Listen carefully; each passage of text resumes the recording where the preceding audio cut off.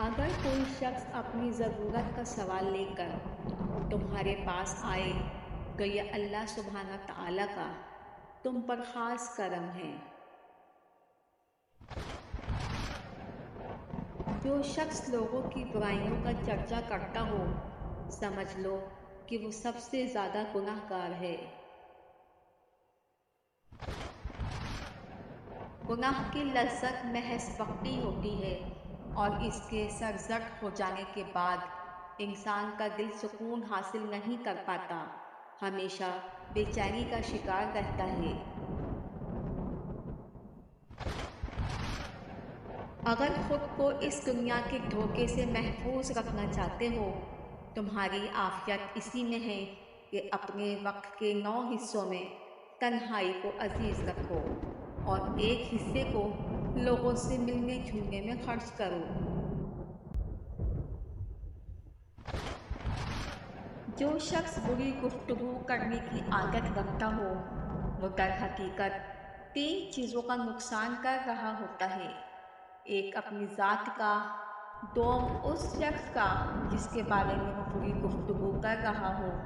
اور سوم وہ شخص جسے وہ اپنی بری گفتگو سنا رہا ہو۔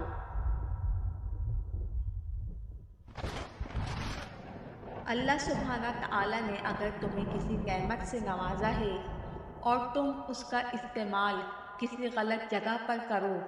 تو یہ اللہ سبحانہ تعالیٰ کی حضور اس نعمت کی ناشکری ہے۔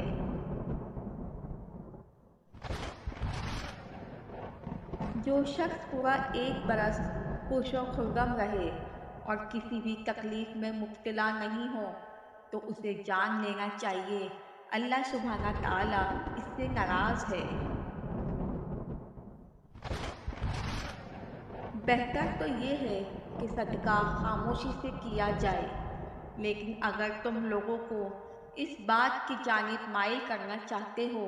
کہ صدقہ کرنے کی عادت ڈالیں تو پھر یہ اعلانیہ طور پر صدقہ کرنا بہتر ہے۔ جب تم مالدار ہو تو اس نعمت کا پھل سخاوت کی صورت میں پاؤ، جب تم اہل علم ہو تو اس کا پھل باعمل ہونے کی صورت میں پاؤ، اور اپنی نیت میں اخلاص کا پھل اللہ سبحانہ تعالیٰ کی رضا کی صورت میں پاؤ۔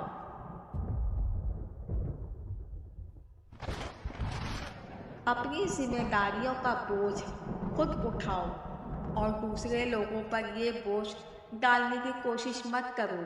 بھلے تمہاری ذمہ داریاں کم ہوں یا زیادہ۔ اگر کوئی مسلمان اپنے دین سے دور ہے تو اسے احساس ہونا چاہیے کہ وہ ذلت میں ہے۔ اسی طرح اگر کوئی شخص مالدار نہیں ہے لیکن وہ مذہبی تعلیمات پر دل و جان سے عمل کرتا ہے تو وہ غنی ہے۔ زبان سے نکلے گئے الفاظ یا تو کسی کی تکلیف کو کم کر سکتے ہیں یا پھر کسی کو درد میں مبتلا کر سکتے ہیں، اس لیے جب کوئی شخص اپنی زبان کی اصلاح کر لے تو اس کے دل کی اصلاح خود بخود ہو جاتی ہے۔ حیرانگی ہوتی ہے اس شخص پر جسے روز قیامت کے بارے میں بخوبی معلوم ہے لیکن وہ اس کے باوجود دنیا کا مال اکٹھا کرنے میں مشغول ہے۔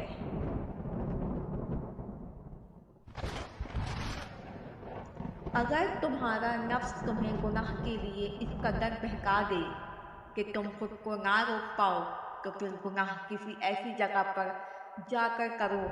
جہاں اللہ سبحانہ تعالیٰ کی ذات موجود نہ ہو۔ اگر کوئی شخص کسی مصیبت میں مبتلا ہو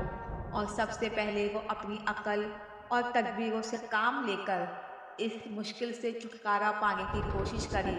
ناکامی کی صورت میں لوگوں سے مدد طلب کرے اور یہاں سے بھی ناکامی کا سامنا کرنے کے بعد اللہ سبحانہ تعالیٰ سے رجوع کرے تو ایسی صورت میں اللہ سبحانہ تعالیٰ بھی اس سے منہ پھیر لیا کرتے ہیں۔ کسی مالدار شخص کی تعریف محض اس لیے مت کرو کہ اس کا دنیاوی رتبہ اونچا ہے، بلکہ کسی کی تعریف صرف اس کے اعمال کی وجہ سے کرو، کیونکہ اگر کسی ظالم شخص کی تعریف کرو گے تو اللہ سبحانہ تعالیٰ کے عذاب کا شکار بنو گے۔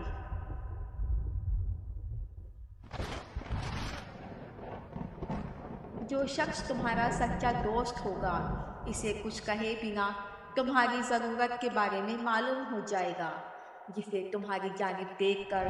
تمہاری ضرورت کے بارے میں معلوم نہ پڑے تو اس کے سامنے اپنی ضرورت کو بیان کر کے اپنے آپ کو شرمندہ مت کرو۔ اگر ایسا شخص کچھ رقم کا صدقہ کرے جو بذات خود مفلسی کا شکار ہو تو اس کا درجہ ایسے شخص سے کئی زیادہ ہوگا جو امیری کی حالت میں کئی زیادہ رقم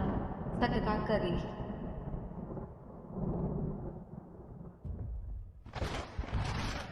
اگر تم مالدار ہو لیکن تم اپنا مال اللہ سبحانہ تعالیٰ کے راستے میں خرچ کرنے سے گریز کرتے ہو تو تم اپنے مال کو ضائع کر رہے ہو۔